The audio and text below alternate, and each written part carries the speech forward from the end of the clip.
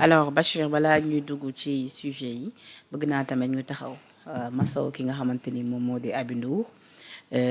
di sama sœur di nit ku baax mais également investir fii ci même réew ni ko doomu réew bu baax bu ne di defee soo amee akus néew nga ñëw investir ci sa réew mun a jël ay nit ñu liggéey mun a wàññi tamit li nga xamante ni contribuer ci li wàññi taux de chômage bi lu ni mel la def ci restaurant bi di Aby's Garden nekk foofee ci corniche bi waaye nag ni ki dimanche ci guddi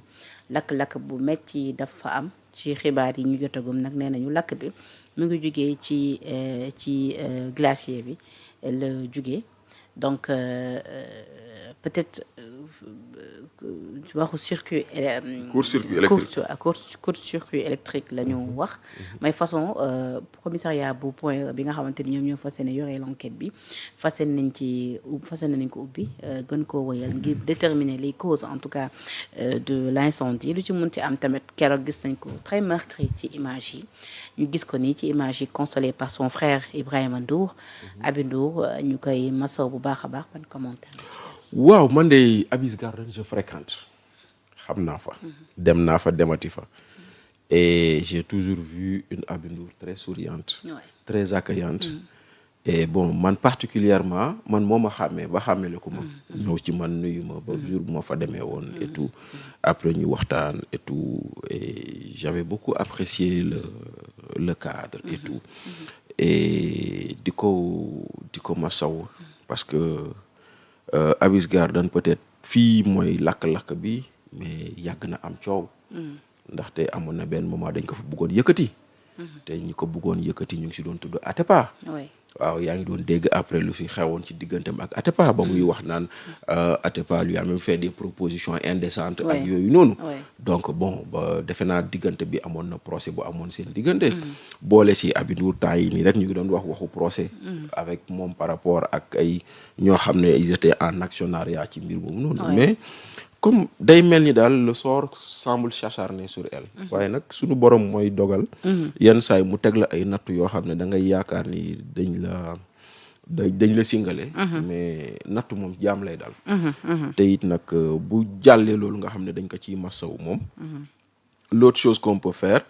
c'est genre yu mel ni ça amène des réflexions une des réflexions moo di ni tu ne peux pas mettre autant d'argent dans un investissement sans pour autant nga dem ut assurance benn kër sax dañ koy assurer xaw ma ndax moom amoon na assurance ou pas mais c'est une réflexion qu'on sort yu mel ni quoi bu ko amul woon nañ ko dem uti ñi ko amul te nekk dans des situations où ils ont investi beaucoup d'argent dans un business nañu dem uti assurance assurance mooy tax en cas d'incendie ñu mën la dédommager dëgg la loolay beneen réflexion booy indi moo di ni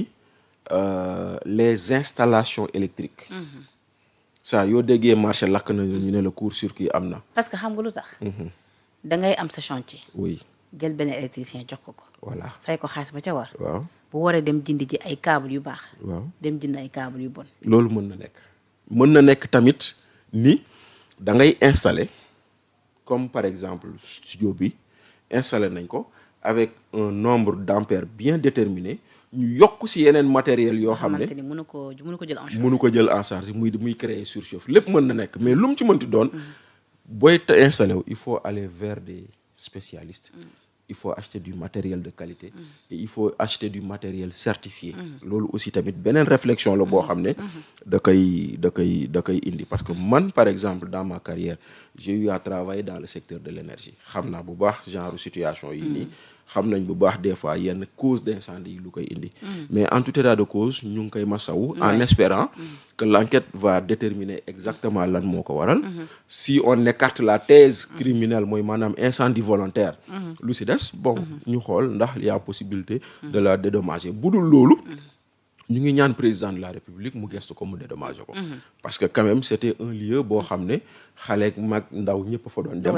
mu nekkoon un lieu boo xam ne bu agréable amoon espace jeu pour les avec enfants espace jeu pour les enfants nekk seen tarif ay tarif yu accessible bu paree mu doon quelqu'un boo xam ne au moins lu mu gàtt ça emploie des gens. te abi daaw fa def dara lu diine di tere. mais non mais boo ko nee su ma ko nee doo def baara chicha dafay indi xale mu ne ma lépp lu nga xamante ni charia bëgg ko. sori naa ko dafay yàq xale yi. waaw du ma ko def sori na ko daaw fa jaay alcool daaw def dara donc ñu mel noonu. tamit war nañoo waaw moo tax nag ñu ngi ñaan sunu autorités yi ñu gestu leen. léegi nag ñu ngi ñaan sunu président de la république mu dimbale ko. te nag yu mel nii le fonds politique di amal njëriñ. tout à fait. ndaxte yii nii da lay dal président war a mën a yëkkati dara jàppale la. ci fonds politique lay jóge te nag du doon loo xam ne kii donc président ñu ngi koy ñaan. mu gestu Aby Ndour. moom tamit premier ministre ñu ngi koy ñaan mu gestu Aby Ndour. président assemblée ñu ngi koy naan ñu gestu ñu dimbale ko. parce que au-delà de Aby Ndour c'est des personnes qui travaillent là-bas. parce que lu mu gàtt fukki nit ñu ngi fay liggéey. bu dul au-delà de Aby Ndour c'est des personnes qui fournissent là-bas parce que boo fa demee lekk fa ginaar bi moom yaru ko dañ ko fournir. c'est un fournisseur. boo fa demee lekk fa salade c'est un fournisseur boo fa demee lekk fa glace ainsi de suite donc il y a toute une industrie derrière parce que am na ñoo xam ne ñoo nekk di ko fournir glace di ko fournir aliment di ko fournir ceeb di ko fournir légumes mais bu affaire yi taxawee ñooñu c'est des pertes donc boo xoolee loolu yëpp da ngay gis ni l'intérêt de l'économie mooy nga dem ko jàppale te ñu ngi ñaan président jàppale ko. d'accord tuuti ba mu ne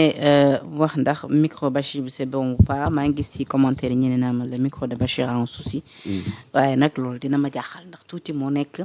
ci machine bi tuuti de daa xarañ. voilà alors Bachir ma bëgg nag ñu door ak li nga xamante ni moom moo di ubbi session extraordinaire bu jiitu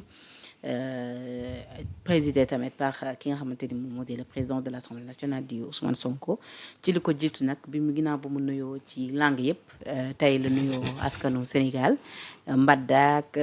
lépp daal tey wax na ko bi mu ca jógee nag daal dinay ñëwaat ci li nga xamante ni moom moo di lu waral ñoom ñu am sañ-sañu convoqué ubbi li nga xamante ni moo di session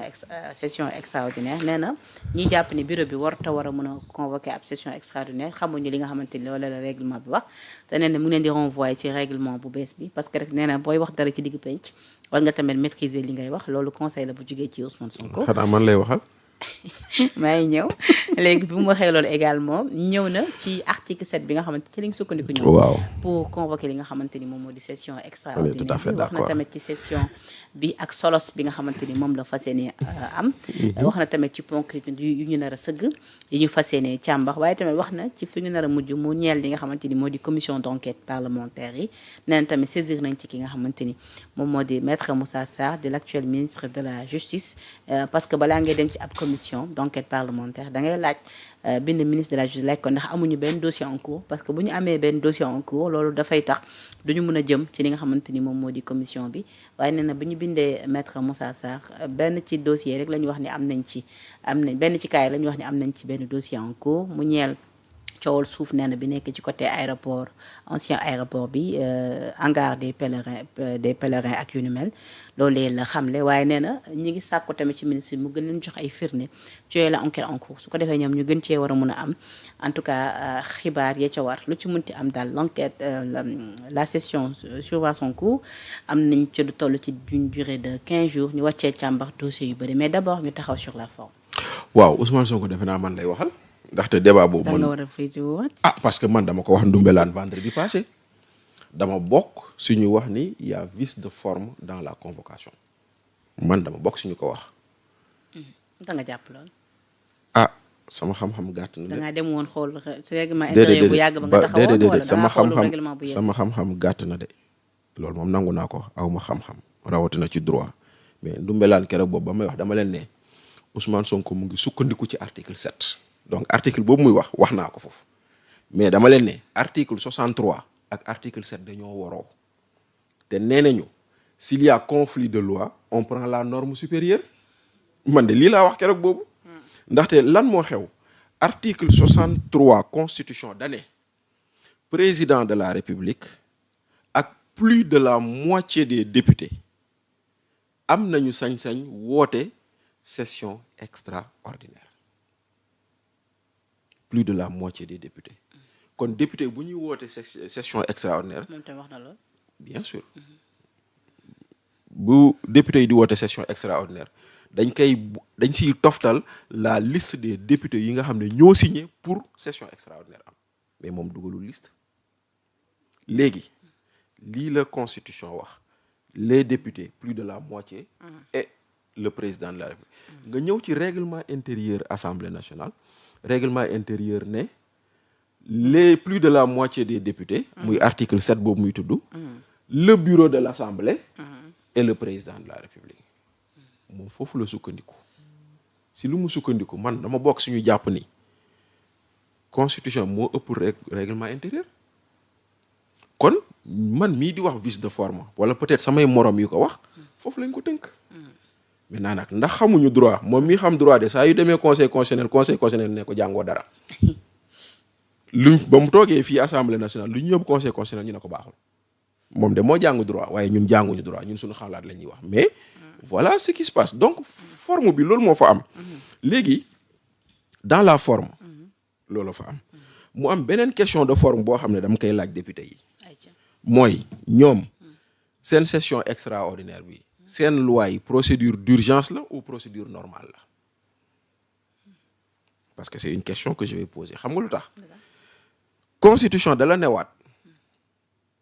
la session extraordinaire bu ñu ko convoqué fukki fan ak juróom lay mat te Sonko wax na ko te fukki fan ak juróom yooyu du ko weesu mooy maanaam boo commencé liggéey bu pareeg bu parewul 15 jours yi bu motee tu arrêtes est-ce que loolu leer na mais constitution ak règlement intérieur moo la ne proposition de